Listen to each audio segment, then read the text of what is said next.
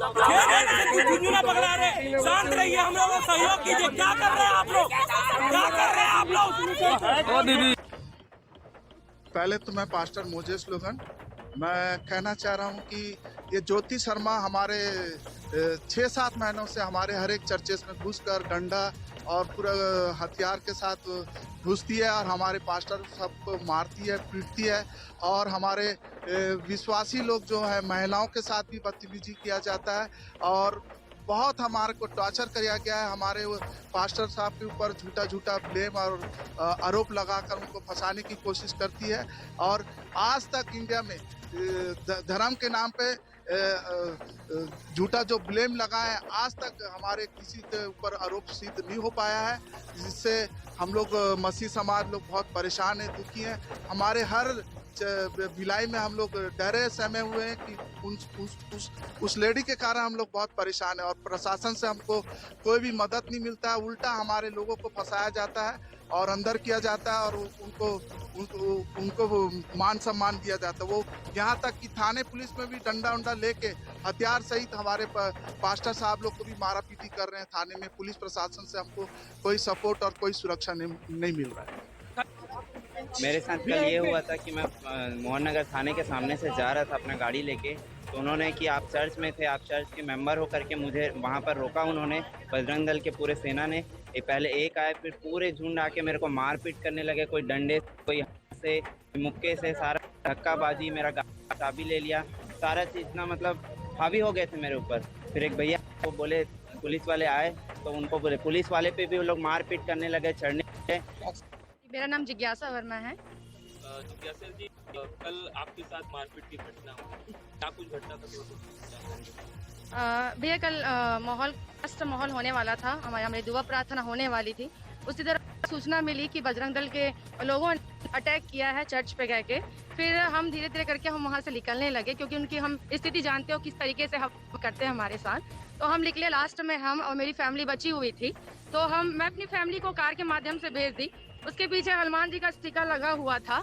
मैं पिछले 4 सालों से अपनी छोटी सी गवाही यहाँ पे देना चाहूंगी। मैं पिछले 4 सालों से मैं बिस्तर में थी, डॉक्टर ने जवाब दे दिया था, मेरी स्थिति ऐसी थी कि मैं मरने के योग्य हो गई थी। लेकिन जब मैंने परमेश्वर को जाना और मेरे लिए जब प्रार्थना दुआ हुआ, तो मैं प्रभु के खिलाफ प्रभु के लिए मेरी श्रद्धा बढ़ी। मैं हिंदू फैमिली से हूँ, मैं आज भी वर्मा लिखती हूँ, कोई धर्मांतरण नहीं, कोई बत्तीसमा नहीं, कोई को ये क्या बोलते हैं, जो बोलते हैं ना धर्म परिवर्तन। मेरा सिर्फ आत्मा बदला, मेरा जीवन बदला। मैंने कोई धर्म परिवर्तन नहीं किया, ना मेरे आत्मिक पिता ने ना उनके लोगों ने किसी को कभी फोर्स किया बत्तीसमा के लिए। मैं बहुत से चर्च में घूमी, बहुत से चर्चेस में गई, लेकिन आज तक किसी ने नहीं कहा कि तुम बत्तीसमा लो। हाँ, एक लगाया गया है कि ये लोग पैसा देके धर्मांतरण करवाते हैं। अगर तुम्हारी ये सोच है कि हिंदुओं को ईसाई बनाया जाता है, तो तुम भी पैसे देकर हिंदू बनाओ ना। फिर हाँ बनाओ, फिर तुम्हारे पास भी अथॉरिटी। अगर तुम्हारी सोच है, घटना हुई, मेरे कार के पीछे की स्टिकर वो देखे, कार को ठोकने की कोशिश की, कार को मारने की कोशिश की, वो जब के मैं अपनी फैमिली को जैसे जैसे भेजी। फिर मुझसे सवाल जवाब किया गया, जब तुम ये स्टिकर क्यों लगाई हनुमान जी का, तुम इसको निकाल के फेंक दो, ये कर दो, वो कर दो। बोले, मैंने कहा देखो भैया, ऐसा कुछ नहीं कि हम यहाँ आते तो मसीह बन गए हैं। मेरा जीवन बदला है। आज मेरे घर वाले लोग पूजा पाठ करते, मैं प्रभु को मानती हूँ, क्योंकि बचाने वाला मेरा जिंदा खुदा है, तो मैं उसको मानूंगी जिसने मेरा जीवन दिया, मेरे को जीवन दिया है ना। मैं अपने जिंदा परमेश्वर को मानूंगी। तो मैंने ये बात रखी। फिर जितने जवान थे मुझ पे लग गए,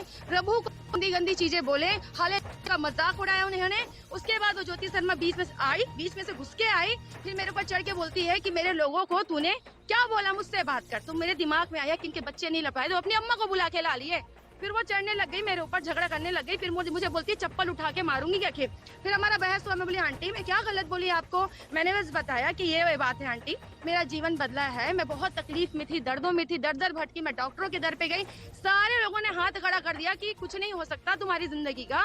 लेकिन मेरे परमेश्वर ने, मेरे यीशु नासरी ने मुझे बचाया, मुझे नया जीवन दिया। इसलिए मैंने अपना जीवन परमेश्वर को समर्पित किया। मैं आज भी वर्मा हूँ, मैं आज भी हिंदू, मैं दंगे की चोट में बोलती हूँ, आज भी मैं जिज्ञासा वर्मा ही लिखती हूँ। मेरे घर में पूजा पाठ होता है, बस मैंने अपना जीवन परमेश्वर को दिया है। ये सारी बातें हुई। आंटी मुझ पे चढ़ने लगी। पीछे से अंकल थे, मुझे नहीं पता, उनका नाम नहीं पता, राकेश शिंदे का नाम जरूर लेना चाहूंगी, क्योंकि वो चर्च में घुसे थे तोड़ फोड़ करने के लिए। जब अंदर थे तब वो एंटर किए थे। उसके बाद वो अंकल पीछे से बोलते हैं, परमेश्वर का मजाक उड़ा के बोलते हैं कि हमको भी ठीक करो, अपने यीशु को यहाँ पे बुलाओ। बोले तो मैंने कहा अंकल आप भी श्रद्धा के साथ परमेश्वर के भवन में आइए, प्रभु आपको भी ठीक करेंगे।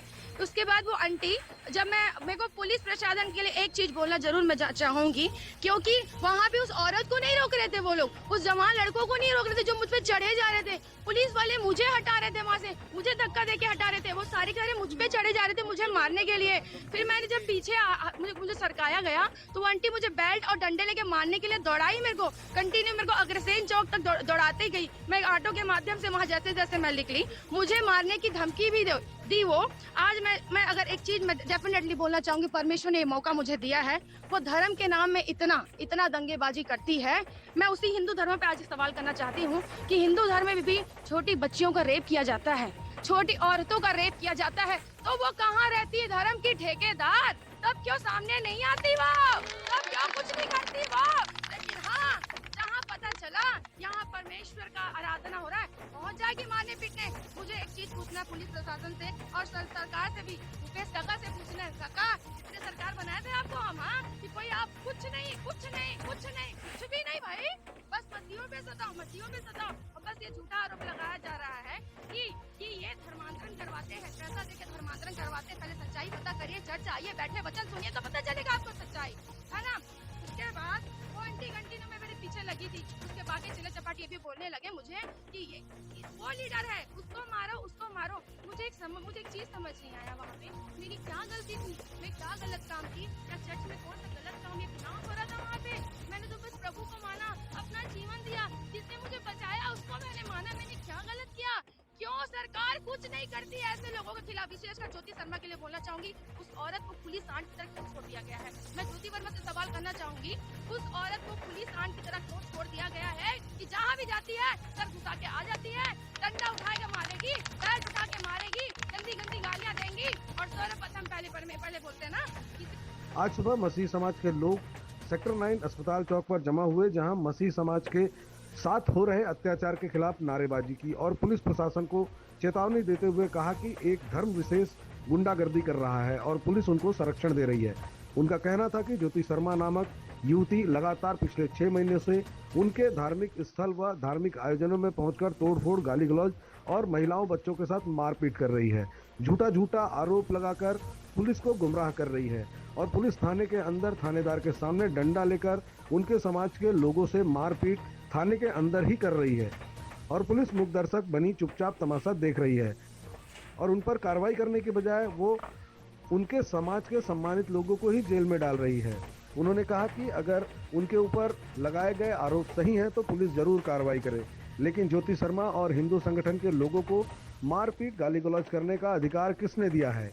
इन्हीं सब बातों को लेकर आज मसीह समाज की महिलाएं व पुरुष सैकड़ों की संख्या में जमा होकर एसडीएम को दुर्ग रेंज आईजी के नाम ज्ञापन सौंप मांग की है कि ज्योति शर्मा की जल्द से जल्द गिरफ्तारी की जाए और गिरफ्तार किए गए धर्मगुरु समेत 4 लोगों को निशर्त रिहा किया जाए। साथ ही समाज के लोगों ने चेतावनी देते हुए कहा कि अगर इसके बाद भी किसी प्रकार की हरकत हिंदू संगठन के द्वारा की जाती है और पुलिस प्रशासन उन पर कार्रवाई नहीं करेगी तो हम स्वयं उनको अपने तरीके से जवाब देने के लिए बाध्य होंगे। सर बताएंगे ये क्या मामला है? तो ईसाई समाज द्वारा ज्ञापन दिया गया है संरक्षण को लेकर के और उनके कुछ लोगों को गिरफ्तार किया गया है, बताया गया है। तो आईजी साहब के नाम से उन्होंने एक ज्ञापन दिया है, जिसे भी दिया गया है। तो पिछले 6 महीनों से लगातार ऐसी स्थितियाँ देखने में आ रही है, इसको लेकर अभी तक शासन प्रशासन ने क्या सही कदम उठाए? शासन की ओर से प्रयास किए जा रहे हैं और ये तो उस तरह का मामला है, इसमें आप आगे बात कर सकते हैं।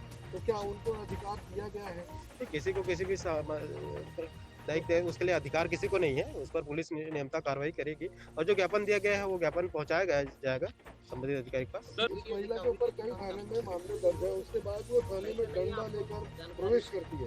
नहीं, अभी ज्ञापन देखिए, अभी ज्ञापन दिया गया है, ज्ञापन के संबंध में बात कीजिए। ज्ञापन हम ले लिए हैं, उस पर तो ठीक है, उसको संबंधित अधिकारी को दिया जाएगा। जी फर्स्ट टाइम नहीं हो रहा है सर, हर थाने में देखा जा रहा है। नहीं ठीक है, ज्ञापन दिया गया है, बन रही है तो इसके ऊपर कब लगाम लगाएंगे? ज्ञापन दिया गया, ज्ञापन पे संबंधित कार्रवाई की जाएगी, संबंधित अधिकारी को सौंपा जाएगा।